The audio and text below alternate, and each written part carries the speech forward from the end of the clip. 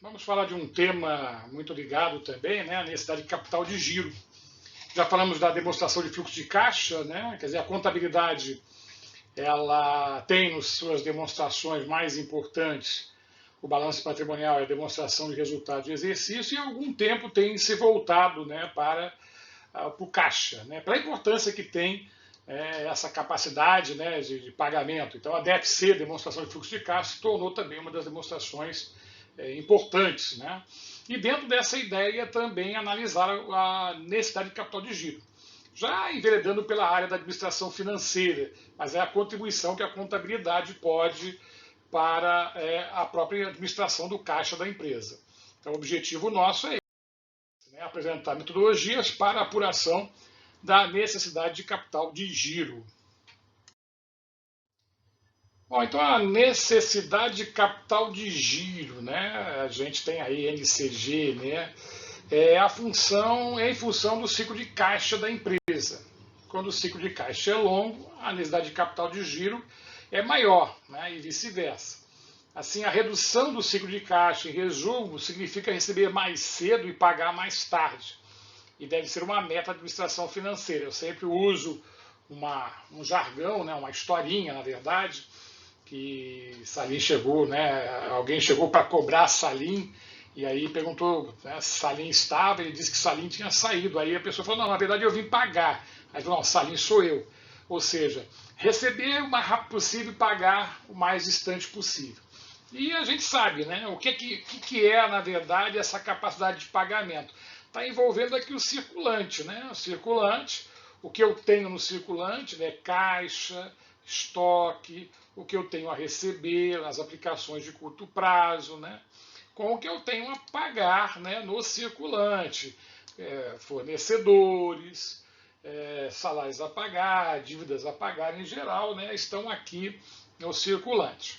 Não tendo recursos para pagar, eu vou ter que recorrer a empréstimos e dinheiro tem um custo, normalmente um custo elevado. Então, primeiramente, o conceito de capital de giro é esse, né? São os valores necessários para a empresa fazer seus negócios acontecerem, girar, né? Essa expressão capital em giro é exatamente isso, né? Em geral, de 50% a 60% do total dos ativos de uma empresa representam a fatia correspondente a esse capital. Lógico que depende do perfil da empresa, né? Depende do perfil da empresa. Se você tem uma empresa varejista, vai ter uma forte, né, presença de capital de giro. Então, tudo depende do perfil da empresa.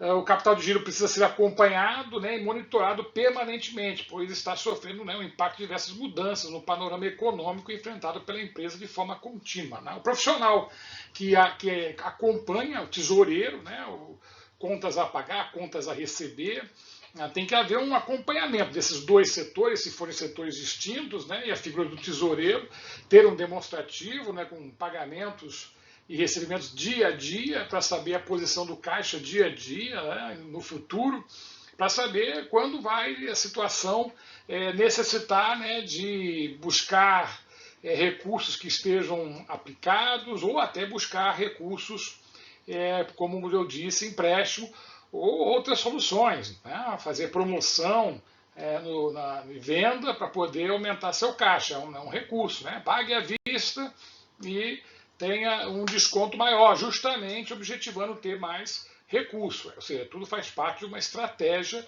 de administração. A dificuldade, né, as dificuldades relativas ao capital de giro numa empresa são devidas, né, principalmente à ocorrência de seguintes fatores, né? Muitas vezes redução de vendas, né, crescimento da inadimplência, aumento das despesas financeiras, aumento de custos, né, denominados de aplicação permanente, as contas não circulantes, né, do ativo, aquelas contas não circulantes, né, eu tenho que investir, né, define-se como capital de giro a diferença entre as fontes permanentes e as aplicações permanentes, né. O capital de giro também é um conceito econômico, financeiro, né, não uma definição legal, mas continua uma fonte de fundos, né, permanente para financiar a necessidade de capital de giro. O capital de giro apresenta-se razoavelmente estável ao longo do tempo. O capital de giro diminui quando a empresa realiza novos investimentos, né, em bens do ativo imobilizado, aumento dos imobilizados. Todavia, esses investimentos são, em geral, realizados através de autofinanciamento, né, empréstimos a longo prazo, né, deve sempre buscar alguma coisa de longo prazo, aumento de capital dos sócios, retenção de lucros, né, lucros acumulados, aumento de capital, né, que aí eu vou ter mais fontes permanentes, né, de investimento para poder... porque é aquela história, né, a empresa precisa investir. Ela precisa ter recursos para aumentar a sua capacidade de venda. Tá? Ela precisa ter como ter novos canais de distribuição, né? Novas lojas, veículos para entregar mercadoria, ou seja, ela tem que ter investimento na empresa para poder atingir vários setores. Né? O capital de giro pode ser negativo. Né? Neste caso, as aplicações permanentes são maiores do que as fontes permanentes. A gente acaba tendo aí o que a gente pode dizer significa que a empresa precisa de financiamento, né? Ela não tem condições, ela não tem condições de bancar, então ela está precisando de financiamento. Né? E embora essa condição, né, aumente o risco de insolvência, a empresa pode se desenvolver, né? Desde que a disponibilidade de capital de giro seja também negativa. Né? Ou seja, ela precisa diminuir a necessidade de capital de giro. Se ela começar a aumentar a necessidade de capital de giro, aí sim ela caminha para a insolvência. Em contabilidade, né, existe o capital de giro circulante, que seria a diferença entre o ativo circulante e o passivo circulante, que é o conceito que a gente já aprendeu. Né? Esse indicador ele é composto de diversos demonstrativos e relatórios contábeis que, se combinados com as demonstrações de fluxo de caixa, acrescentam informações financeiras de uso gerencial. Né? Então, os conceitos financeiros e contábeis provêm de vários pontos clássicos da economia. Né? O capital circulante, sob essa abordagem, é um conceito criado como o oposto do capital fixo. Adam Smith, e principalmente Davi Ricardo, foram os primeiros a estudar essa matéria de forma científica, né, própria da ciência econômica. Então, para a gente, né, capital de giro líquido ou capital de giro, nós já conhecemos, é o ativo circulante menos o passivo circulante. Reflete o ciclo financeiro da empresa, é a análise das fontes e a aplicação de recursos de curto prazo. E a necessidade de capital de giro? Né? A necessidade de capital de giro é o cálculo da necessidade de acordo com o balanço patrimonial, está relacionado diretamente com os ativos e passivos circulantes. Dentro dos ativos circulantes se encaixam as dívidas de clientes, né, o valor em caixa, por exemplo, já que são os valores monetários que a empresa tem. Por sua vez, o passivo circulante são as dívidas da empresa, sejam elas dívidas de fornecedores, salários a pagar, entre outros. Então, a necessidade de capital de giro é o conceito ativo circulante operacional menos passivo circulante operacional. Né? Ou seja, estamos falando do que está relacionado à atividade operacional da empresa. Então, caixa, mais contas a receber, mais estoques, né? Menos fornecedores, mais empréstimos de curto prazo, estão ligados à atividade operacional, ou outras contas a pagar, né? Ligadas à operação, mas desde que estejam ligadas à atividade operacional. Né? Isso vai gerar uma necessidade de capital de giro. E aí a gente vê também aquela relação que existe entre prazos. Né? Aí é uma relação de prazos. É o prazo médio de recebimento menos o prazo médio de pagamento. Enquanto esse estiver positivo, eu estou numa situação boa. Se for para o negativo, ou seja, o prazo médio de pagamento está corroendo o meu prazo médio de recebimento, eu tenho que reavaliar minha política de crédito, né, para poder ficar positivo. Então, necessidade de capital de giro negativo, o resultado do cálculo, né, de necessidade de capital de giro negativo só pode significar uma coisa: a empresa precisa entrar de capital financeiro de fora. Esse valor que o negócio precisa será para ajustar o financeiro, né, dando fôlego para que seja possível pagar as contas da empresa e fazer o financeiro voltar a girar. E o MCG positivo é quando o cálculo da necessidade de capital de giro resultar em um valor positivo. Não existe necessidade de capital de giro externo. Inclusive, o produto desse cálculo será o quanto a sua empresa terá para investir. Já é uma outra visão. Né? Eu posso investir esse capital de giro em aplicação de curto prazo, eu posso investir também em infraestrutura, eu não posso também deixar parar. Também me mostra uma visão de que eu tenho que fazer algo. Bom, agora temos um modelo novo, tá? Esse modelo dinâmico ou Fleury. Essa é uma outra forma de fazer. Então, já deixamos aquela forma, vamos agora falar de uma outra forma de fazer capital de giro e necessidade de capital de giro. Né? Esse modelo foi criado por Michel Fleurier em 1976, é um francês que veio muito ao Brasil, um acadêmico e também executivo de grandes bancos. Né? Então, ele privilegiou o lado financeiro. O modelo de Fleurier, também chamado de modelo dinâmico, ele invertia a lógica do conceito de capital de giro, que passa a ser uma fonte de financiamento de longo prazo para a necessidade de capital de giro. Né? Então, ele vê o longo prazo financiando o curto prazo. Ele evidencia a necessidade de capital de giro como uma obrigação de financiamento permanente ligada às operações da firma. Então, o saldo de tesouraria, T, é utilizado como um tipo de termômetro para medir o risco de liquidez da companhia. Esse formato baseado em capital de giro, necessidade de capital de giro e saldo de tesouraria se mostrou extremamente útil para monitorar a liquidez de uma empresa, a saúde de suas operações e o gerenciamento dos ciclos financeiros, ao mesmo tempo permitindo decisões estratégicas ligadas à estrutura do capital. A demonstração de resultado foi remodelada para mostrar o fluxo de caixa operacional. O novo DRE, que chamamos de DRE gerencial, começa com volume de vendas e margem de lucro e passa pelo EBIT, o lucro antes dos impostos e juros, que aí não entra a depreciação continua sendo contada, que mede a capacidade da companhia de autofinanciar a sua necessidade de capital de giro, o mais legítimo recurso para crescimento. O modelo também mostra como o fluxo de caixa resultante do EBIT e da variação da necessidade de capital de giro, que depende, por sua vez, das vendas e do ciclo financeiro. O lucro operacional é particularmente importante, porque é o lucro antes do imposto de renda e dos juros, que significa um indicador importante da capacidade de geração de caixa de um negócio. Né? E aí, a gente vê que uma compreensão melhor desse modelo, as contas do ativo e do passivo devem ser consideradas de acordo com a realidade dinâmica das empresas, relacionando-os com o tempo, conferindo estado permanente de movimentação e fluxo contínuo de produção. A divisão do balanço patrimonial em elementos de curto e longo prazo, assim como seus itens de curto prazo que se acham ligados a atividades operacionais, produção e vendas, daqueles alheios às atividades. É o primeiro passo para implantar o modelo. Eu tenho que reorganizar o balanço, mudar ali as contas, a estrutura. Após a reorganização, eu vou conseguir encontrar o capital de giro, a necessidade de capital de giro, o capital de giro, o saldo e tesouraria.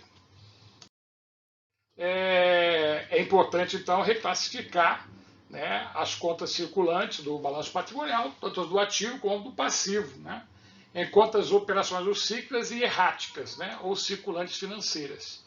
Já as contas ativas e passivas não circulantes, mais o patrimônio líquido, formam as contas permanentes ou estratégicas. O ativo circulante operacional é investimento que resulta das atividades operacionais da empresa, como compras, produção, estocagem, venda do produto, enquanto o passivo circulante operacional é a fonte denominada passivo de funcionamento, ou seja, daquele decorre da atividade operacional da empresa. Vamos dar uma olhadinha então como é que ficou o balanço dessa nova forma. Vamos primeiro aqui para baixo, porque o ativo não circulante ele ficou igual. Tem lá o investimento imobilizado, intangível, o próprio realizado a longo prazo também está aqui, tá junto aqui. Ele é conhecido como permanente, e é uma conta chamada não cíclica. Falou em conta não cíclica ou permanente, estamos falando de ativo não circulante, ótimo. Mesma coisa para o passivo não circulante. Aqui ele junta passivo não circulante com patrimônio líquido, Aqui ele junta os dois. São também as contas não cíclicas e permanente. Então sobrou para a gente ativo circulante e passivo circulante. Esse ativo circulante ele vai ser dividido. Vai ter o financeiro, que aí são as contas erráticas, que é caixa, banco, aplicação financeira, o que significa dinheiro, Significa dinheiro. Mesma coisa lá no passivo circulante. As erráticas, né, que também são as financeiras. Duplicatas descontadas, empréstimos de curto prazo, dividendos a pagar. E aí ele tem o que ele chama de operacional, que são as cíclicas. Duplicatas a receber, estoque, adiantamento a fornecedores, despesas antecipadas. Tá? Aqui também a gente tem a parte do cliente, né? Duplicados a receber, o cliente é a mesma coisa. E nós temos também lá no passivo o operacional, o cíclico, né? Fornecedores, salários a pagar, encargos sociais, impostos e taxas. Então, há uma necessidade de eu rearrumar, né? Depois que eu rearrumo, aí fica mais fácil. Aí eu vou capital de giro. O que é o capital de giro, então, no modelo Fleury? Né? Então, a fim de formular, né, reformular um valor de financiamento de operações ao conceito, o capital de giro no modelo dinâmico, ele é calculado com uma diferença entre o passivo não circulante e o ativo não circulante. Olha lá. Quer dizer, ele parte do princípio, né, que o passivo não cíclico, pelo menos o ativo não cíclico, que o que não está no permanente está no curto, né? Ao invés de fazer o que a gente fez, né, ativo circulante menos passivo circulante lá no outro modelo, ele faz o modelo invertido ou indireto, vamos dizer assim. Né? O que não está no permanente está no curto. Então ele pegou e fez essa diferença lá no permanente. Ok? Então esse é o capital de giro. O que não está aqui está no capital de giro. E a necessidade de capital de giro. Né? A necessidade de capital de giro, né, é aquela história. É quando positiva, reflete uma aplicação permanente de fundos, que normalmente deve ser financiada com os fundos permanentes utilizados pela empresa. Quando a NSG é financiada com recursos de curto prazo, geralmente empréstimo bancário, o risco de liquidez, né, de iliquidez, na verdade, falta de liquidez, aumenta. De maneira ideal, para financiar a necessidade de capital de giro, a necessidade contínua das operações, a companhia deve usar recursos permanentes. Nesse caso, nenhum problema financeiro de curto prazo deve prejudicar a sua existência. De modo geral, apenas uma parte dos fundos permanentes é utilizada para financiar a necessidade de capital de giro. Isso que grande parte desses fundos é utilizada para financiar aplicações permanentes, contas não cíclicas do ativo, como terrenos, edifícios, máquinas, mobilizações financeiras e certos itens. Então, o capital de giro, né, representa essa fonte líquida de fundos para financiar a necessidade de capital. Então, necessidade de capital de giro vão ser aquelas contas, né, os ativos cíclicos, tá? Contas a receber, né, aquela parte que nós vimos lá, né, menos o passivo ciclo, fornecedores, né, o que é o operacional. Né? Não tem o financeiro aí. Né? Então, o ativo ciclo é composto por contas relacionadas a atividades operacionais, né, sendo influenciado pelo volume do negócio. Né? Então, eu estou vendo mais, eu vou ter que pagar mais, né? Eu vou ganhar mais. E o passivo cíclico também, né? Eu vou ter influência. Então, contas do ativo cíclico, clientes, estoque, duplicados a receber, despesa antecipada. Contas do passivo cíclico, né? Fornecedores, salários, encargos, impostos a pagar, fretes. Vejam, estão todas as contas ligadas à atividade operacional da empresa. Isso é o que eu preciso de capital de giro. Né? A diferença entre os dois é que eu preciso. Né? Aí a gente vai obter o que seria o saldo de tesouraria. O saldo de tesouraria é obtido pela diferença entre o ativo financeiro circulante, que é chamado de ativo errático, né?